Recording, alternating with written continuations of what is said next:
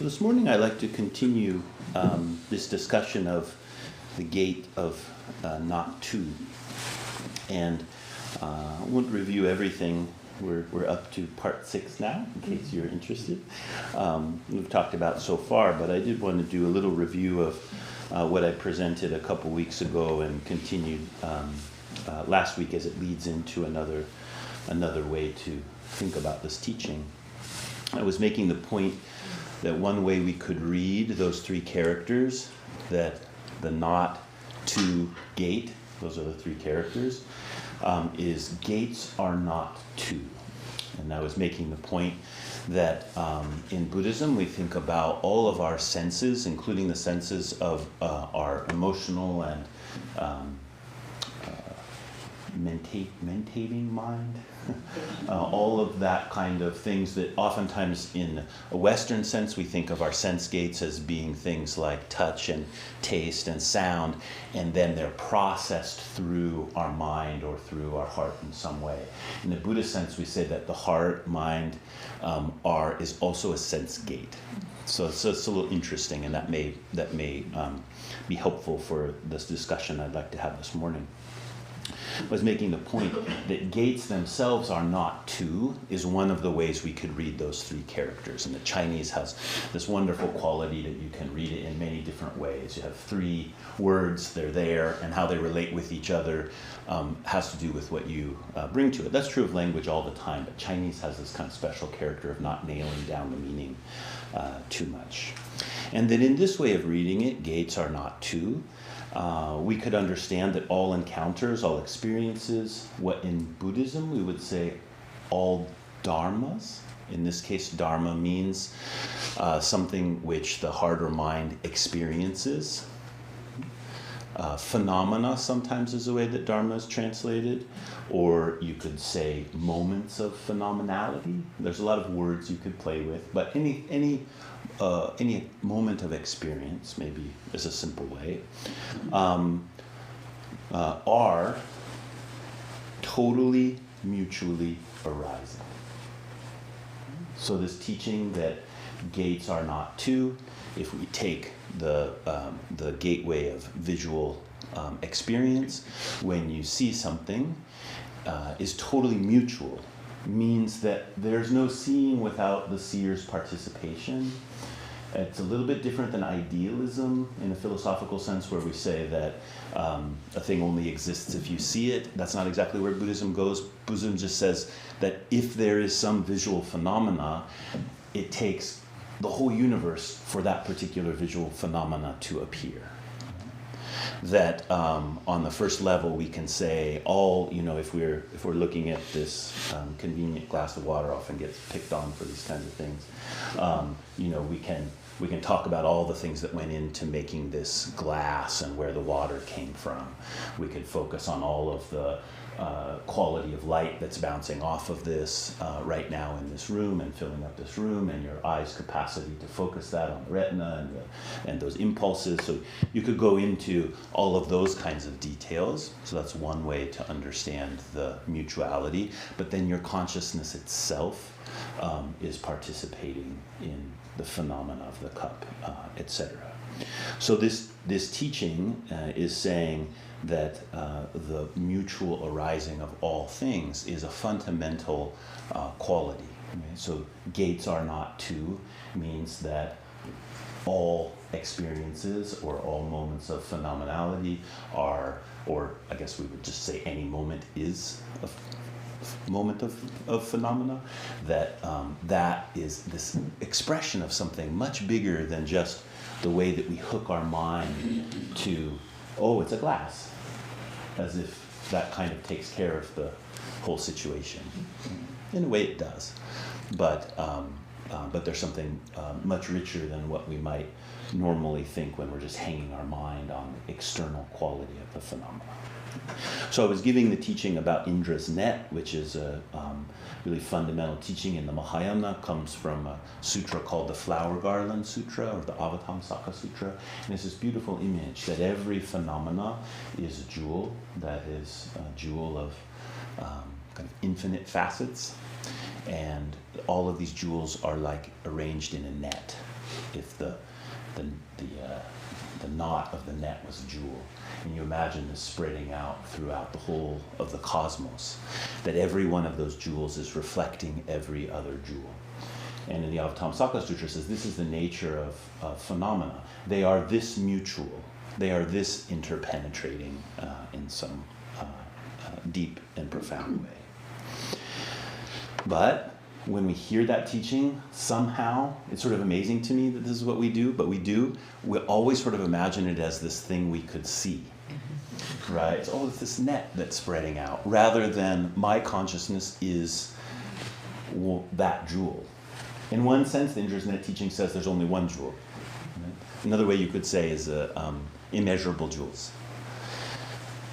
But we kind of take it as an object, in the same way we might take the glass as this kind of still object, and that's helpful. That lets us learn. But we have to go another step, which is that being part of that net, actually, what we see is not the net as an object.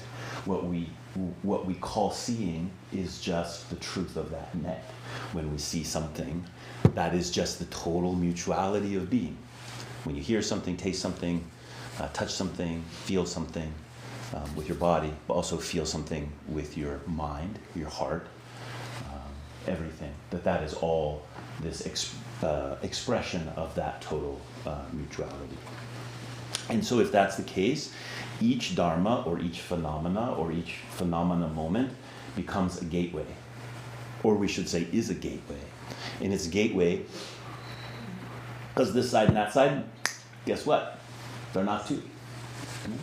And that has a real, in a way, this is just kind of talking in circles. You could kind of say, so what? Right?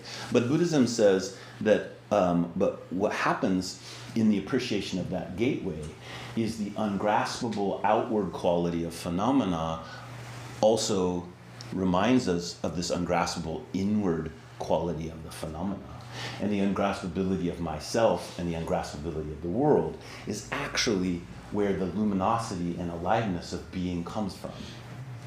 That's a good thing that we can't hold on to things. It's a good thing that things are impermanent. It's a good thing that things have no self, like a capacity to isolate their selfhood in some way and be independent of all these other things.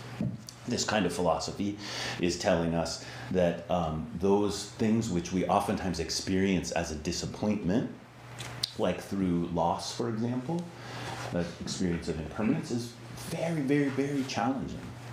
It's supposed to be, but it's also the true quality of things.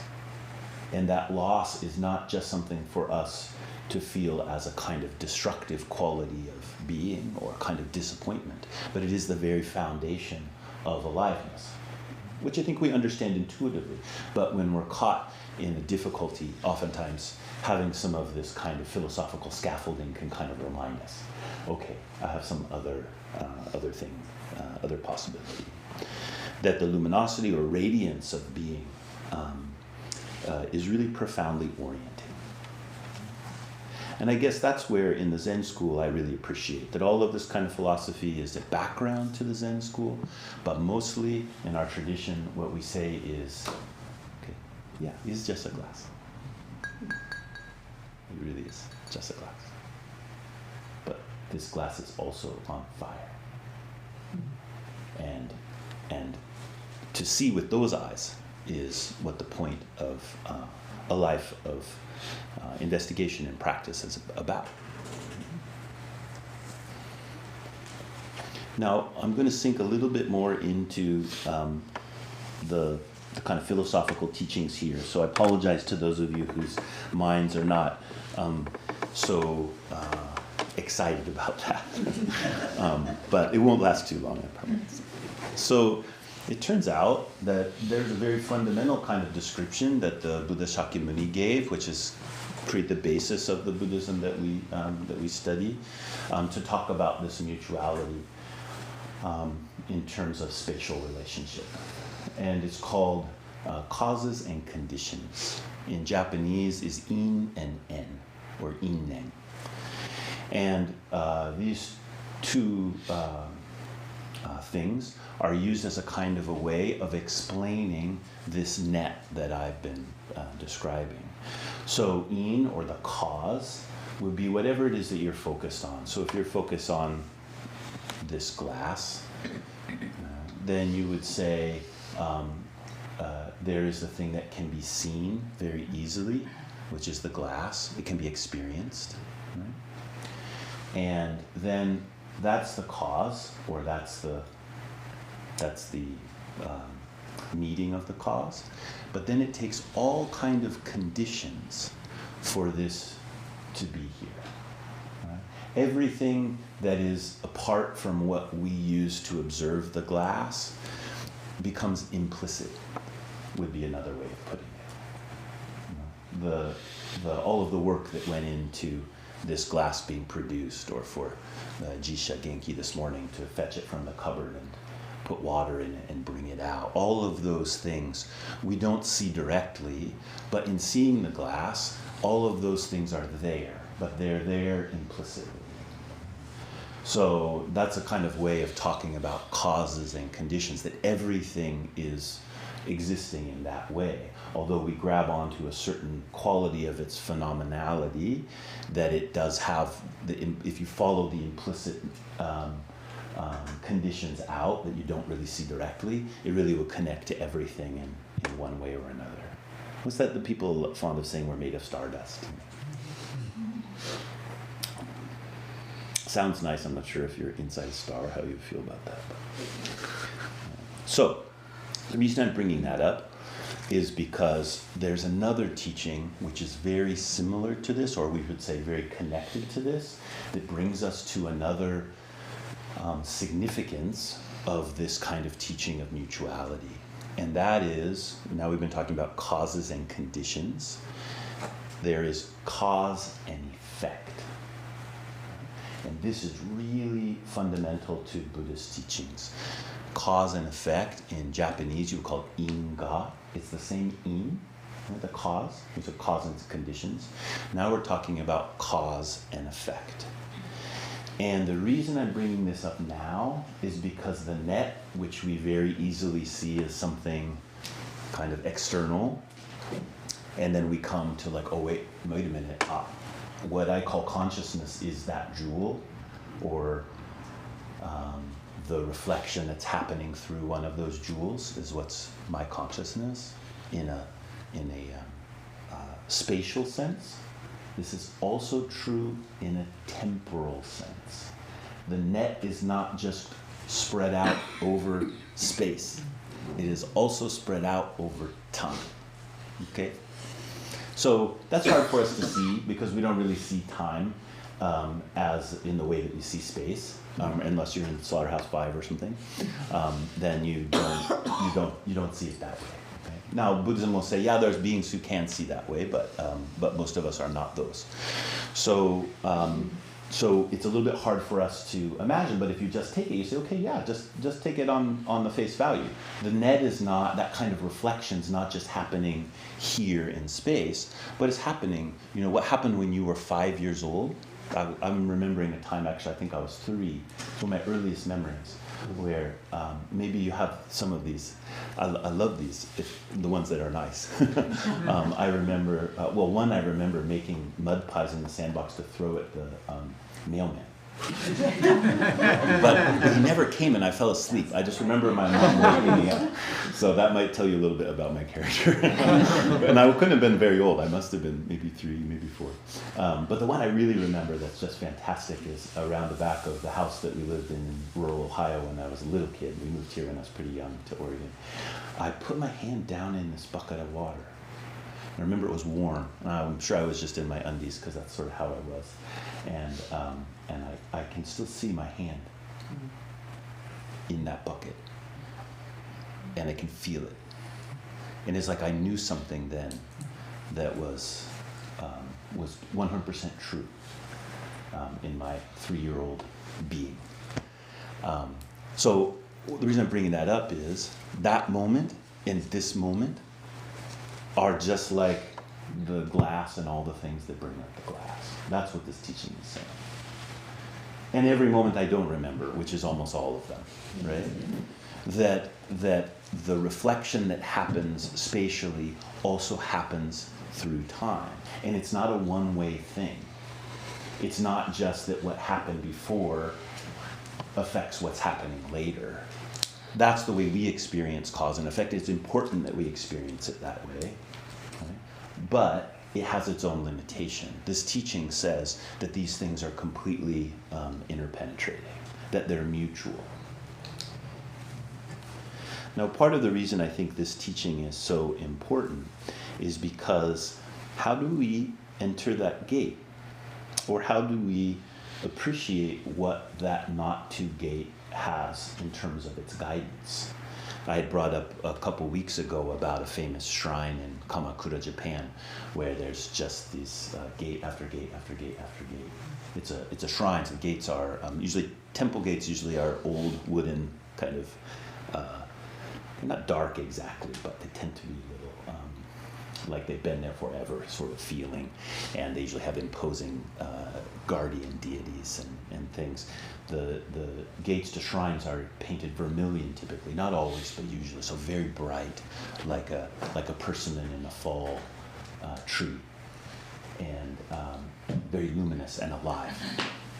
And so at this shrine, when you go, you walk through gateway after gateway after gateway after gateway after gateway after gateway. And what I'm proposing here is that's actually how it is. That this not two gates, the reason we don't want to call it one gate is because we would think it just exists in time and space in some kind of one place that's cut off from everything else. And if we could just find it and go through it, that would be the issue. That's oftentimes how we think about awakening, for example, that it's like this one moment in time that some people have and other people don't. Now, that it does show up that way in a certain way, but it's much more profound than that. If we take this kind of teaching seriously, of the temporal mutuality that this gateway is presenting, it brings us to some principles of practice that are really important. One of my good friends who passed away about 12 years ago, he was very fond of saying, the way you do anything is the way you do everything. Mm-hmm. The way you do anything is the way you do everything. I've been thinking about that a lot this week as I've been prepping my house for painting. You ever prepped a house for painting? Mm-hmm. A lot of chances to do things in a way that is not exactly the way you want to do it, but would be convenient in the moment. Yeah. A lot of those facing the wall. It's a lot like zazen, actually. So you think about that. Even the smallest thing under this kind of teaching, even the smallest thing, has significance. Now, this could be a teaching that just makes us very tight and worried about everything, but that's not the point. Actually, we don't want to be tight and worried about everything while we're doing everything. We're doing that now, we're going to be doing it in the next moment and the next moment. And that cause and effect that comes from that is not so great. But it's trying to key us into, we don't have to wait till later. We don't want to do something now for the purposes of later. We want to do something now because it is true now. And that will lead to these things later. And that's how real stability comes about in a life in general and in a spiritual life in particular, that we really can't skip over anything. Now, this is very true with meditation. If sitting in meditation, oftentimes we say, I'm having this difficulty, and you might go and speak with a teacher, and they'll be like, yes, and you think like, what am I supposed to do? And they'll say, they might give you a little, it's like, don't stress out about it too much. Maybe pay attention to your breathing here, or maybe there's something with your posture. But fundamentally, you have to learn to encounter whatever it is that you're encountering. And so whatever it is that you're encountering is important in that sense. It doesn't mean there's nothing that a teacher could help you with in the way that you're encountering that. But oftentimes what we're saying, what should I do about it? We're saying, how could I do something now that would make it go away in the next moment? And oftentimes what meditation, or really always meditation, is saying, no, actually, there's no two gates here. There's no cause and then effect. Right? there's cause-effect. And that's what we're studying. Studying that in meditation. We're studying that in moral decisions. We're studying that in the way that we're patient with things. We're studying that in the way that we're generous with our life, etc. We're studying that through all these different facets of practice. Okay, now I want to read a little bit to you from this wise man named Wendell Berry that I brought up at a question last week, and I wanted to give you the straight from the horse's mouth here, the version of it. By the way, in Buddhism, horse is quite a good thing to call someone. Usually the horse refers to the awakened one, and the donkey, the one that is has a little more far to go. Yeah. So I love one of Dogen's poems is about he refers to himself as the donkey staring in the well. It's one of my favorite. Yeah, who sees the moon reflected in the water. So, it's good to be a donkey, too. So I'm just going to read the first 3 paragraphs, and then I'm just going to talk about a couple lines. And this comes from a book called Standing by Words. I think it's published maybe, this essay is 82, but it's kind of compilation of essays. Those of you who read Chinese, you can see the character there on the front. Not all the versions of it have this character on the front, but I got this one because I quite liked it. That's the character for faith. A controversial word. So he says, this is an essay called Poetry and Marriage, the Use of Old Forms. And okay, I won't say too much more about this before I read, I promise. But I don't want people to get confused about, I'm a fan of marriage. Okay, I will cop to my my biases here. But you don't have to be a fan of marriage to get what he's talking about here. Okay? He says, the meaning of marriage begins in the giving of words. We cannot join ourselves to one another without giving our word. And this must be an unconditional giving. For in joining ourselves to one another, we join ourselves to the unknown. We can join one another only by joining the unknown.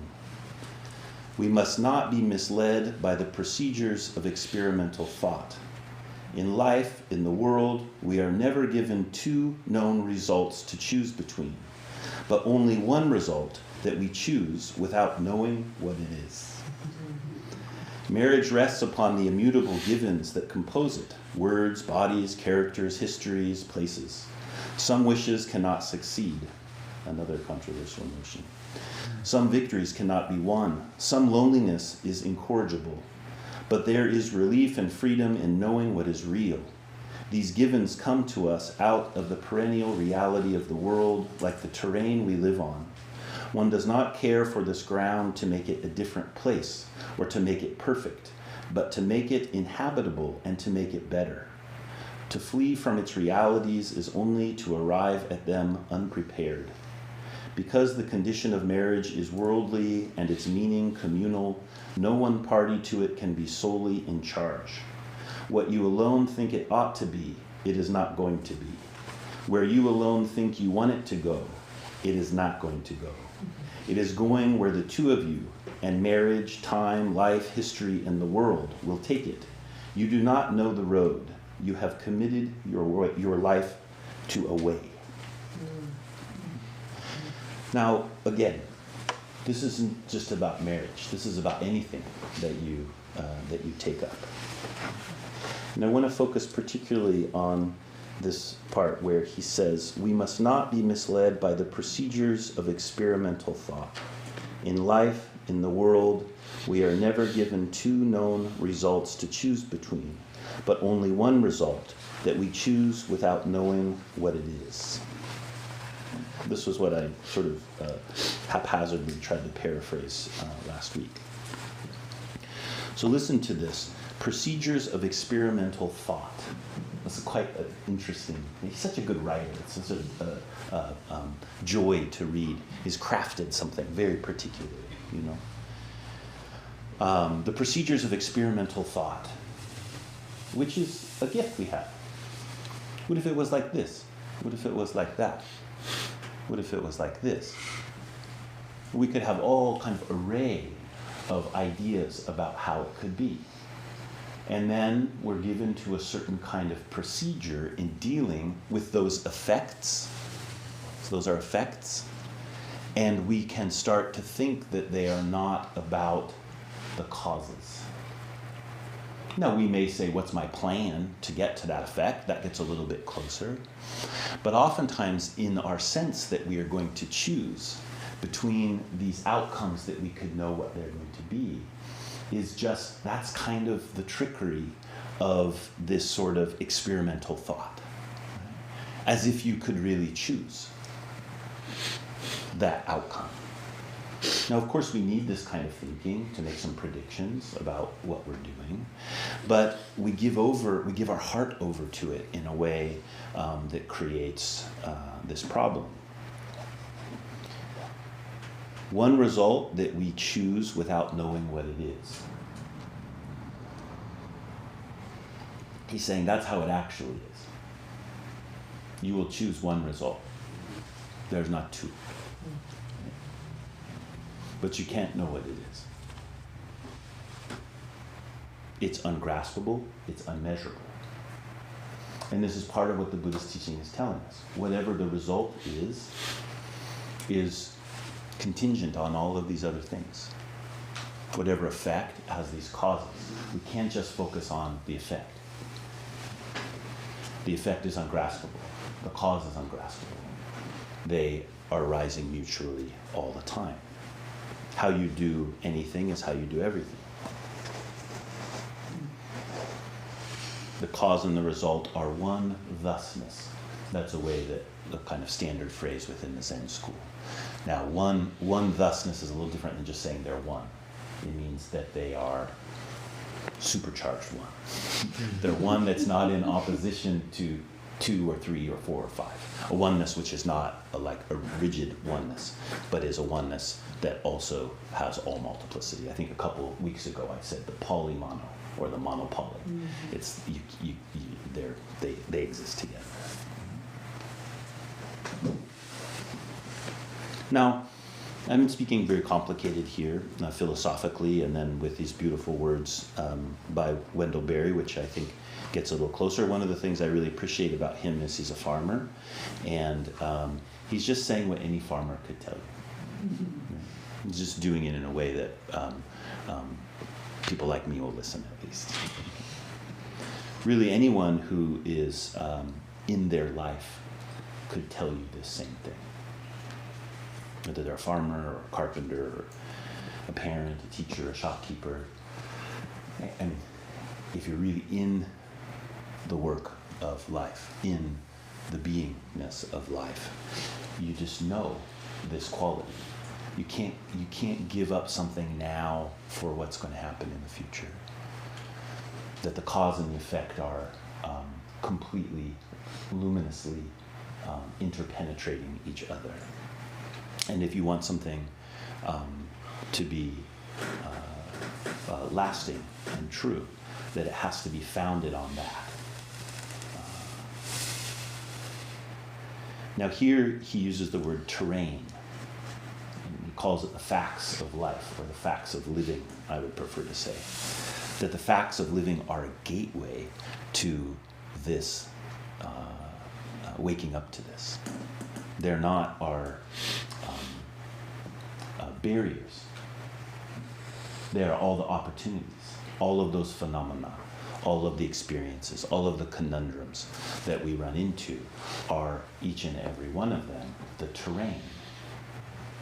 And so, because the terrain is not just something that we wish for it to be a certain way and then it ends up that way, the deep mutuality of our life is then reflected through how it is that we are able to not be the center of everything. Mm-hmm. That actually we have to bring our center to it wholeheartedly, and then know that immeasurable outer and immeasurable inner are at play. So it turns out that there's another character that's very similar to the character that I've been talking about, which means gate.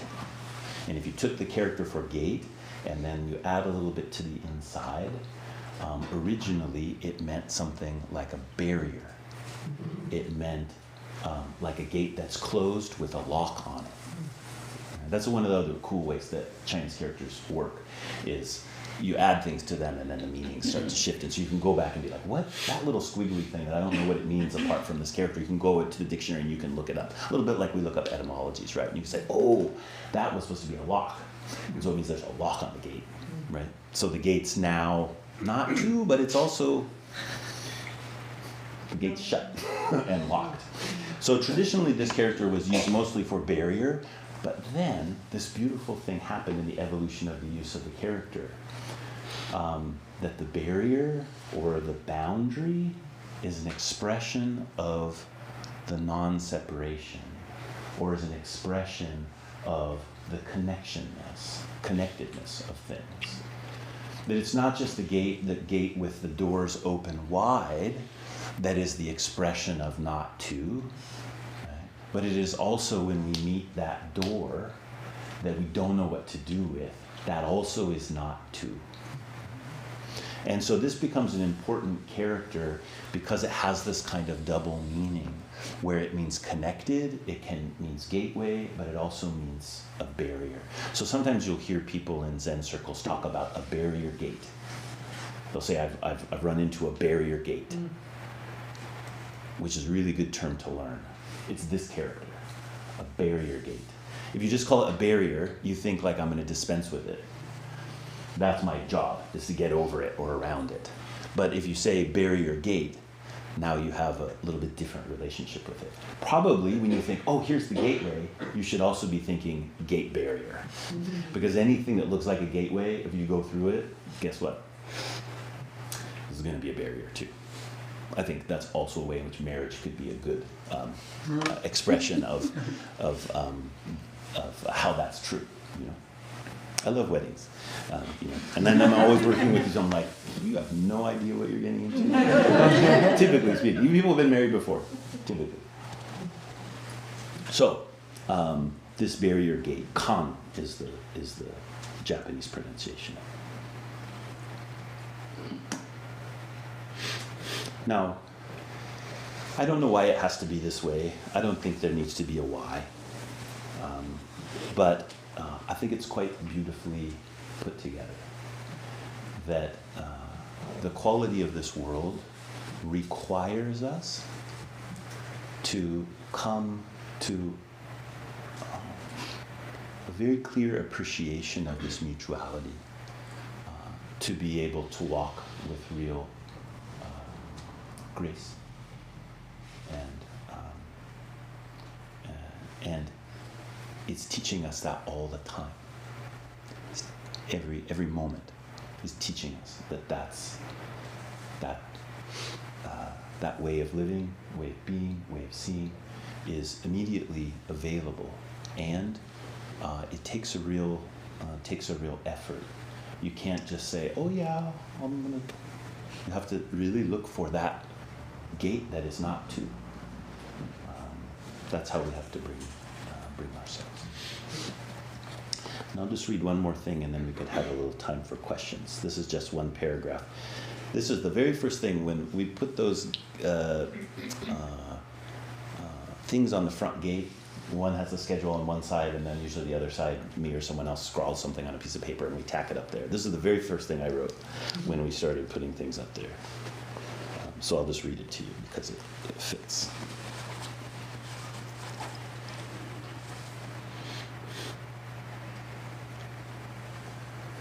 It may be then that form serves us best when it works as an obstruction to baffle us and deflect our intended course. It may be that when we no longer know what to do, we have come to our real work, and that when we no longer know which way to go, we have begun our real journey. The mind that is not baffled is not employed. The impeded stream is the one that sings. The impeded stream is the one that sings.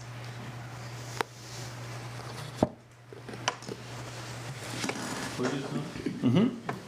I wanted to ask you, as you were talking about a lot of these ideas, yeah. one of the things that came to mind that I think would be helpful to kind of speak on what you were already speaking about Yeah. with this idea of a barrier gate. Yeah. And especially as it relates to Indra's net and Yeah. the idea that we're all experiencing some kind of jewel. Yeah. I wanted to propose this idea to you of not two disappointments. Mm-hmm. And you know, in my head, I'm like, you should walk in a cave or Mm-hmm. a forest, somewhere where there's kind of a path. Yeah. Sometimes you come into a fork in the road and you Yeah. think, I'm gonna go this way. Yeah. And you're maybe excited. You're like, there's gonna be something, Yeah. you know, in this cave or Yeah. whatever. Yeah. And you find it and it's a disappointment. Yeah. There's nothing there. Yeah. And I feel like if you're experiencing it from your own, I guess, dharma or your own jewel, or Yeah. you know, so I might be more of a donkey type in this situation. If Yeah. you give me. But I'm thinking like eventually, you know, you start getting more and you have more disappointment, and then eventually you're like, you know, you start feeling it. And when you were talking about a little bit about the terrain Yeah. and a little bit about these barrier gates, maybe I'm not that eloquent, but maybe you get what I'm talking Yeah, yeah, about. yeah. Where it's like eventually Yeah. there's not two disappointments, but in fact like this many ongoing, and I'm wondering if that's like part of that ungraspability in a different dimension, or like can we ever truly grasp Yeah. the disappointment that I Yeah. feel, or is that like I don't know, I'll just let you speak on it. So the not two disappointments, I love that, because I think that's also 100% true. There are not two disappointments. That when we lay them out in time or in space, we could talk about them as, well, there was this time I went into this cave and I thought it was going to be deep and all these things, and actually it was only about 3 feet deep and it wasn't that dark, and okay, you know, and then I went to this place, I thought there was going to be a swimming hole and there wasn't, and whatever, I'm just making up, you know, Sure. silly things. But of course they're bigger in our life, those real disappointments. But we think about them as unconnected, or we think about them as not, we don't think of them in the terms of how we're disappointed about anything is how we're disappointed about everything. And this is part of what the teaching is telling us. It doesn't mean that everything's exactly the same. It actually, everything will have its own quality, it will have its own characteristics, and that's important. But that there is something very fundamental about it in the disappointment that is ours to reckon with. For us to be able to string the beads of those disappointments is part of what practice gives us an opportunity to do. And we don't string the disappointments with some kind of like theoretical or psychological explanation of the disappointments. We thread the beads with our life, with our living. And to face that disappointment with the kind of completeness of our being is what allows something else to happen. But to do that, particularly in the case of disappointment, what has to be shed, or what we have to be able to attend to the woundedness of, is I mean, I don't mean to propose that it's easy, but that this path is teaching us that we can in fact take the next step. I guess, well, part of the question I had was whether or not that represents like a barrier gate. Is that what it Oh, feels yeah. like to feel like, is that a barrier gate? 100%. Yep. Yep. Yeah. I mean, to be fair, anything could be a barrier gate, Okay. but the only thing that will be a real barrier gate is the thing that we come across and we're captivated by it. And sometimes it has a positive quality, and sometimes it has a negative quality, and sometimes it's a mixture. Usually it's a mixture, and that's part of what we're trying to pay attention to through practice. That's one of the qualities of a life where we're sitting quietly on a regular basis. Is it's harder for us to just turn our attention from the thing that's really there, and a lot of our life we spend in kind of distracting ourselves from the challenge of what that barrier gate is. But I went to a ED training that it's designed and presented by Indigenous women, and it's really this kind of amazing shift of view, and it really aligns a lot with what I've been learning here from Buddha and your teachings, and so like to move from like sage on the stage to guide on the side, like do more and more, which is already the Montessori philosophy. But I find like, I've became less of a lead new teacher, I studied and prepped hard, like less and less. And I found that was actually helpful to try not to kind of micromanage academics or kids, the community. There's this kind of, like you said, faith, the bad word.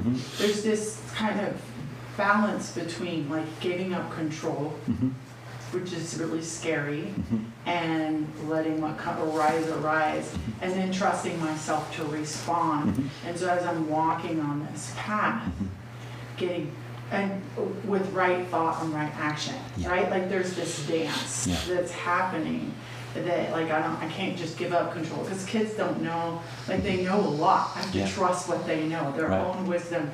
I don't know what I'm kind of asking. It's like this, like, it has to do with trust and balance and how much to prepare and how much to let go and like how much to let them lead and me follow, but then also I have standards, and I really want to move that way strongly, but I also tend to not know what's enough. And then I end up kind of, and okay, I guess I just make mistakes and fall down. But if I give ownership to kids, so I don't know. I think so I think this, no matter what our work is in the world, or our many different works in the world, I think the same principle shows up. And oftentimes we put on a kind of dichotomy. I'm either going to control it and put in a great effort to make it the thing I want it to be, or I'm going to slack off and kind of let it turn into what it's going to turn into. And that's sort of the dichotomy that we've created. But there are other options. So one of the other options, and I would say that in this practice, this is an option that's really emphasized, is to not control something doesn't mean to not pay attention to it or to not take responsibility. In fact, if we're going to take the most intimate responsibility, it's necessary that we give up control. If we're controlling it, we can't be responsive to it. And the clearest and most powerful line drawing, direction, etc., doesn't come from control.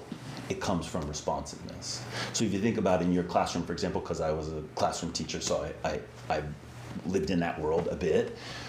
When you have this whole big complex, like sort of, these are the 753 points that you have to follow when you're in my classroom. I'm going to make your parents sign this thing that says you're going to do it. Like, it's so rigid.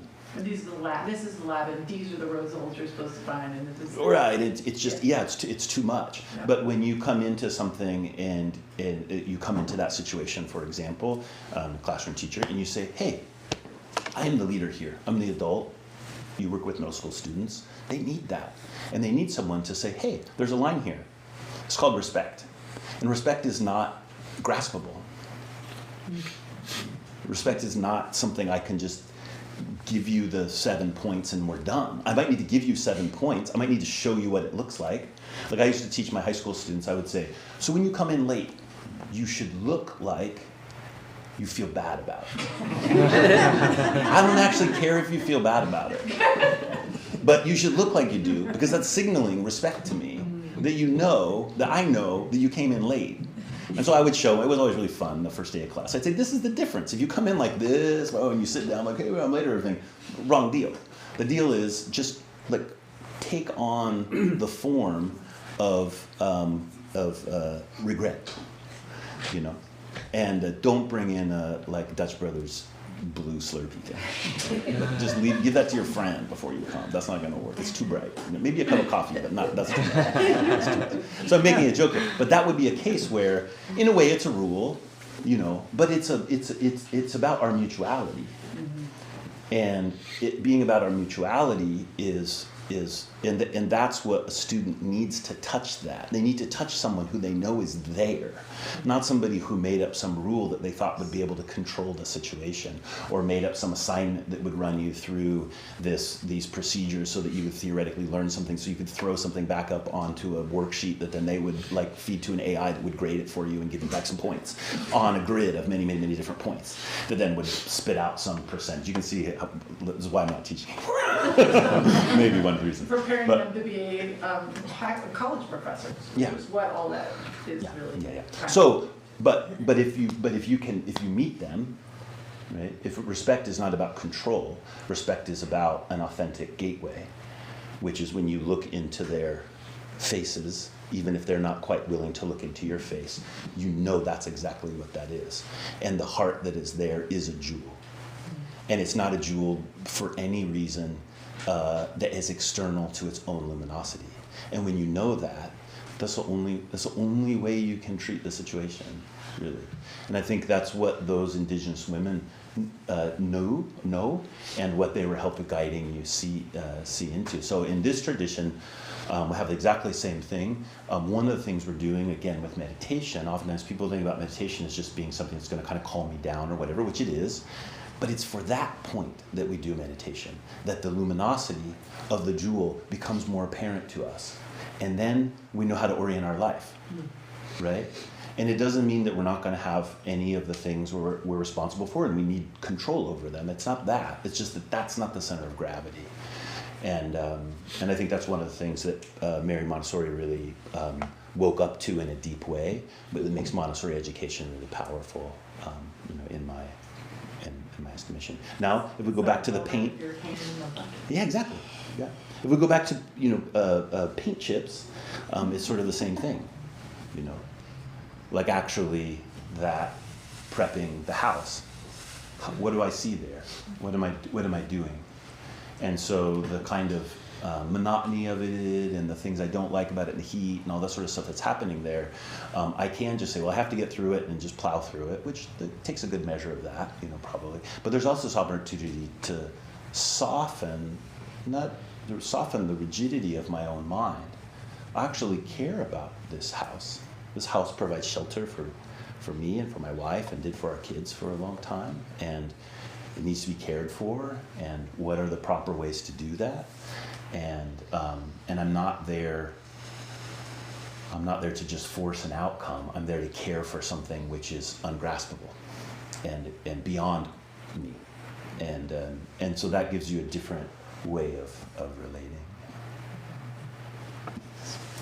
Maybe time for one more. If we have, yeah. I am 5 years divorced, very happily, and so I'm fascinated. Congratulations. Thank you. Yep. I am fascinated by the idea that you are such a proponent of marriage, because I did not get far enough away. Yeah. And I feel like in my friendships, I find like that lovely distance where like intimacy is safe, and with my teenage children, I can do that. And Yeah, right. right, like I have great coworker relationships, but I'm like, oh my goodness, just I don't want to be in a three-legged race. And so I would love to know what you think is so wonderful. Sure. So I would say the thing I think is so wonderful is my wife. And for us, it works. So for me on an individual level, that's really, and I get that it's rare, the way that our relationship has stayed the way that it is for a long time. That also comes with lots of certain kinds of efforts, and that's wonderful. The reason I'm a proponent of marriage is not because I think it should or can or will work for everyone in the long run, but the reason that I appreciate this essay by Wendell Berry, for example, is he's bringing up that anything you're going to do of consequence is not going to be something which you can, as an individual, just control through your own construction of what the effect will be.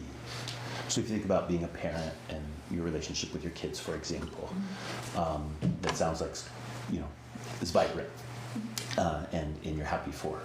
So that's another example of that. You don't get to control that situation, right? Marriage gives us the opportunity to try to live that way with a person, with a partner, and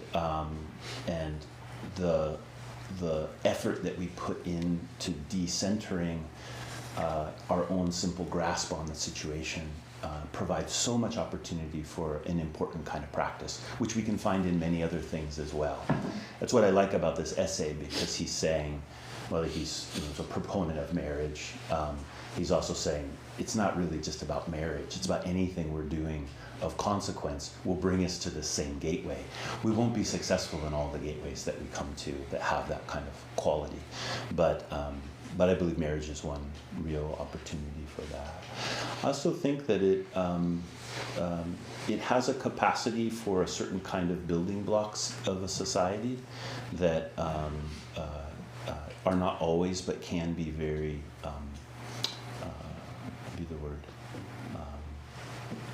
very effective at building this kind of base that is a kind of cultivation of soil, and which many good things come from.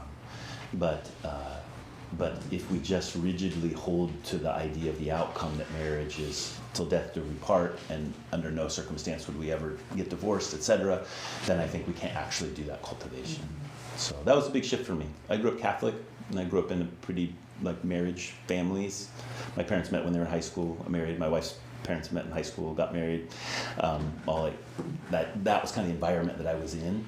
And so originally I was just like, well, we held hands. That means we're getting married, which means forever, right? Like that was kind of how I was sort of brought up. That's how my consciousness was, and I see the mistake in that now, but also grateful that kind of the kind of importance of that gateway was shown to me.